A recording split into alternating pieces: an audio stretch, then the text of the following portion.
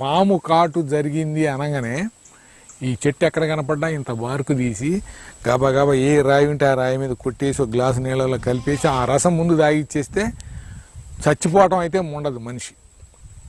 పాము విషాన్ని వితిన్ మినిట్స్లో తీసేయగలిగే శక్తి ఉన్న చెట్టు సీతాఫలం. తర్వాత దీని ఇగురాకులు ఉన్నాయి. సీతాఫలం ఇగురులు కానీ, ఇగురులు కాకుండా పువ్వు వచ్చిన రోజుల్లో పువ్వు కానీ తెచ్చి ఎండబెట్టి పొడి చేసి మందు తాగే వాళ్ళకి మందు తెచ్చుకోమని ఆ పొడి ఒక అర స్పూన్ కలిపి ఇస్తే, ఇగురాకంటే ఇది కాదండి, ఇది ఇగురు, ఈ మొగ్గ. ఈ ఇగురులు కానీ మొగ్గకు కానీ ఒకే వాల్యూ ఉందండి. ఆకు వచ్చేటప్పటికి మళ్ళీ ఆ వాల్యూ లేదు.